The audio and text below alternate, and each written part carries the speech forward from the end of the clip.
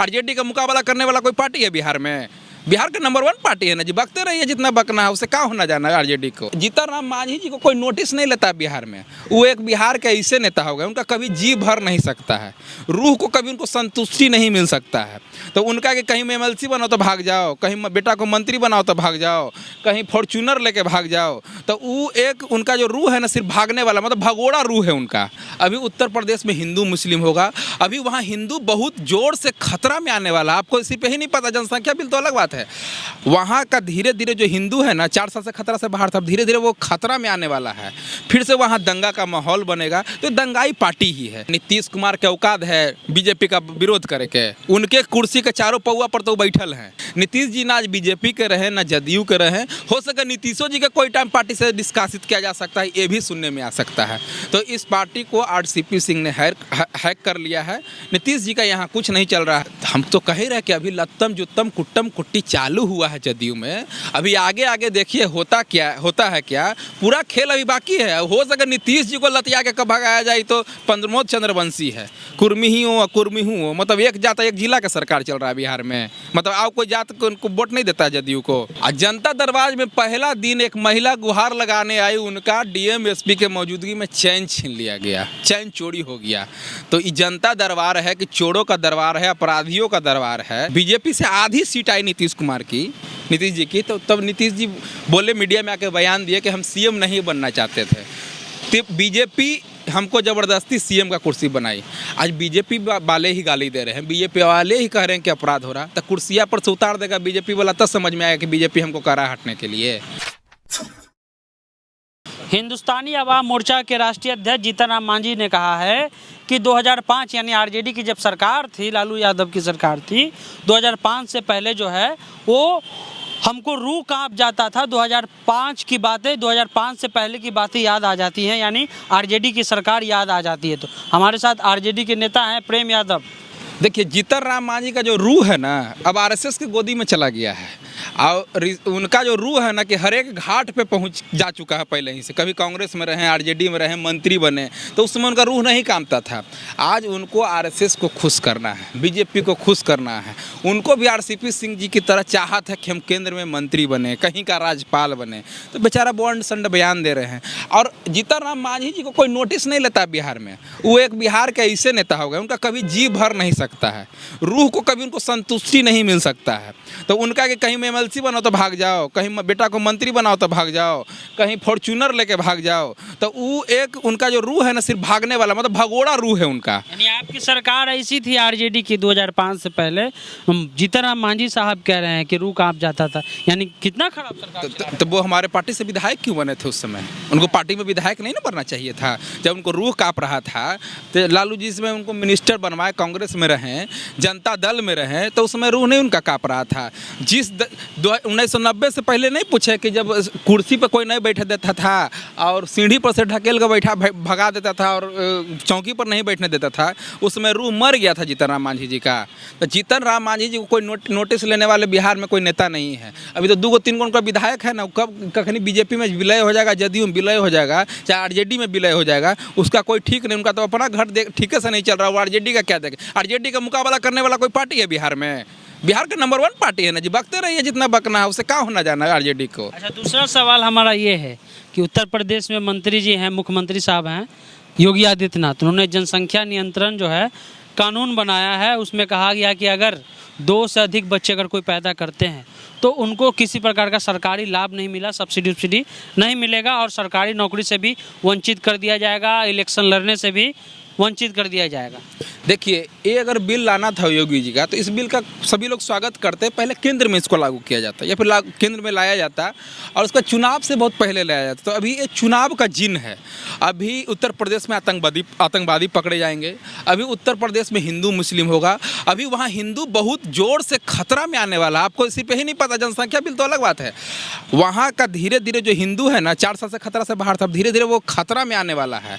फिर से वहाँ दंगा का माहौल माहौल बनेगा तो दंगाई पार्टी ही है। वो बिहार में रहे, यूपी में रहे, केंद्र में रहे, पंजाब में रहे, कहीं भी रहेगा। तो इसका मोनोपोली है दंगा कराना, हिंदू मुस्लिम को लड़वाना, जनसंख्या बिल जो कानून है इसको एक तोड़ मड़ोड़ के लाना, अपलाते केंद्र में लागू करिए, जैसे चाइना लागू किया उस तरीके से आप लागू करिए। क्यों नहीं लागू कर रहे हैं? तो सिर्फ एक राज्य में लागू कर रहे हैं, आप नोटिस ले रहे हैं वहाँ पे, क्योंकि अल्पसंख्यक जो है वहाँ बहुल संख्या में है, तो आप उनको टारगेट कर रहे हैं, आप उनको नीचे दिखा रहे हैं। जेडीयू ने विरोध किया है इसका, गुलाम गौस हैं, एमएलसी हैं, ये सब विरोध किया है कि नहीं, ये नहीं होना। अरे नीतीश कुमार के औकात है बीजेपी का विरोध करे के? उनके कुर्सी के चारों पौआ पर तो बैठल हैं, तो जितना नीतीश कुमार गुलाम गौस उनका भोंकते रहता, उससे क्या होना जाना है? गुलाम गौस को इतना ही जब दिक्कत है तो एनडीए का साथ दे देना है, तो पार्टी से इस्तीफा दे दें। तो उस समय अंतरात्मा, तो जदयू के सारे नेताओं का अंतरात्मा मर चुका है, उनका कोई अंतरात्मा नहीं है। वो बकते रहेंगे, वो ऐसे ही कि मुस्लिम का कुछ वोट पाने के लिए, बस सहानुभूति वोट पाने के लिए बकते रहे। एक चीज़ बताइए, जब से आरसीपी सिंह मंत्री बने हैं, क्या है अंदर, क्या पकड़ा? आप ही लोग बताइएगा, आप लोग के लालू जी के छोटे भाई हैं नीतीश जी। देखिए, नीतीश चचा का हाल जो होने जा रहा है ना, जो नीतीश चचा ने शरद यादव और माननीय जॉर्ज फर्नांडिस जी का किया, उससे भी बेकार स्थिति इतिहास अपने आप में दोहराता है, और इस कुकर्म का फल आपको इसी दुनिया में भुगत के जाना है। तो जो उन्होंने जॉर्ज फर्नांडिस जी के साथ किया, जो शरद जी के साथ किया, वही इतिहास अपने आप को दोहरा के नीतीश जी के साथ आज हो गया। नीतीश जी ना आज बीजेपी के रहे, ना जदयू के रहे, हो सके नीतीशों जी का कोई टाइम पार्टी से निष्कासित किया जा सकता है, ये भी सुनने में आ सकता है। तो इस पार्टी को आरसीपी सिंह ने हैक कर लिया है। नीतीश जी का यहाँ कुछ नहीं चल रहा है। ललन सिंह का चल रहा है, आरसीपी सिंह का चल रहा है, कि उपेंद्र कुशवाहा का चल रहा है, कि नीतीश जी का चल रहा है? देखिए, हम बताते हैं, वहाँ आरसीपी सिंह का सिर्फ चल रहा है, बाकी किसी का नहीं चल रहा। ललन सिंह जी बहुत एक भाषण दिए थे कि हम नीतीश जी के पेट में होम्योपैथिक दांत है, और कहाँ कहाँ दांत हैं हम ही जानते हैं, और होम्योपैथिक इलाज करेंगे, हम ही को आता है। तो आरसीपी सिंह उनका एलोपैथिक इलाज नहीं, ऑपरेशन कर दिए, और ऐसा ऑपरेशन किया ना कि बेचारा के एकदम सब टकवा सील दिए हैं, पते नहीं चल रहा कि क्या करें। तो सब पिटकोनिए पड़ल है, और आरसीपी सिंह दिल्ली में मौज ले रहे हैं, और उनके अति पिछड़ा नेता को लत्तम जुत्तम कर रहे हैं, यहाँ तक कर रहे हैं, मतलब जो संस्थापक सदस्य हैं जदयू के, उसको लतिया के भगा दिया जा रहा है, अति पिछड़ा को। जिसे प्रमोद चंद्रवंशी का भी खबर आया कि मिलने गए थे, तो हम तो कह ही रहे कि अभी लत्तम जुत्तम कुट्टम कुट्टी चालू हुआ है जदयू में। अभी आगे आगे देखिए होता है क्या, पूरा खेल अभी बाकी है। हो सके नीतीश जी को लतिया के कब भगाया जाए तो प्रमोद चंद्रवंशी है, ललन सिंह को साइड कर दिया गया, उपेंद्र कुशवाहा को साइड कर दिया गया।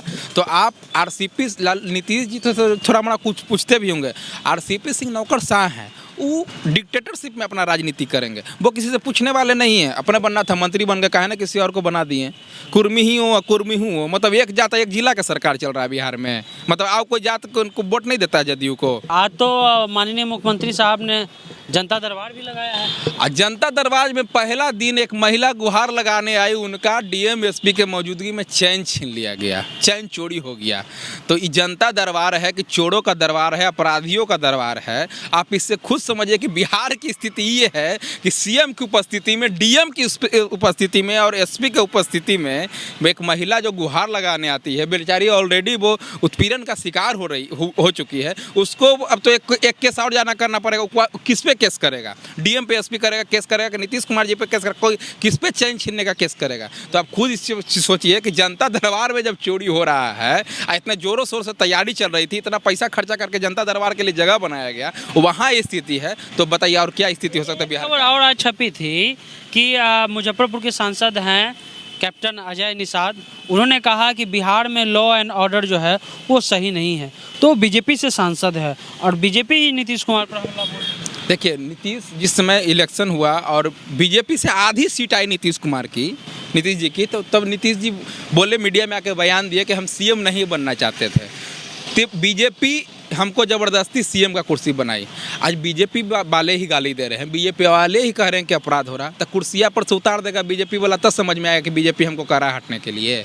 तो आप इस चीज़ को खुद देखिए कि स्थिति क्या हो चुकी है। नीतीश जी का जो दम ग्राफ है, जीरो जा रहा है, ढलान क्यों जा रहा है? अभी भी इनमें थोड़ा सा इज्जत प्रतिष्ठा इनका अपना बचा हुआ है, थोड़ा सा भी दिमाग सेंस बचा हुआ, तो इस्तीफा दे दें और अपना बाकी जीवन अपना जिए, बिहार में समाज की सेवा करें। अब कुर्सी उनके लायक नहीं है, कुर्सी का त्याग, मुँह त्याग दें। जो सोचे हुए थे कि हम कुर्सी पे मरेंगे, तो वो होने वाला नहीं है। सीएम बहुत जल्द हमारे बड़े भाई तेजस्वी जी बनने जा रहे हैं। नीतीश जी का एकदम ग्राफ जीरो चला गया है और ग्राफ एक खत्म होने वाला है। 2 महीना में आप लोग के भी नेता तो बोले थे कि सरकार गिर जाएगी। 2 महीना भी चल जाए तो बहुत बड़ा बात है। इंतजार करिए, आगे आगे देखिए हो रहा है क्या। कब जदयू वाले के अंतरात्मा कुछ लोगों की जागने वाली है, कुछ लोग आवास पे मिले भी हैं जाके विधायक, कब भागेंगे कोई ठीक नहीं है। आवाज़ पे विधायक मिले। हाँ हाँ, आवास पे जदयू के विधायक मिले हैं। प्रेम यादव हैं, प्रेम यादव राष्ट्रीय जनता दल के युवा नेता हैं। उन्होंने कहा कि जीतन राम मांझी का जो क्या बोले थे उसको, जीतन राम मांझी का जो रूह है वो हमेशा कांपते रहता है।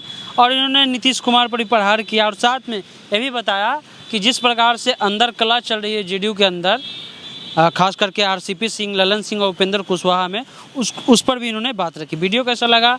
यूट्यूब चैनल को सब्सक्राइब कर लीजिए, हमारे फेसबुक पेज को लाइक कर लीजिए। चलते हैं, जय हिंद, जय भारत।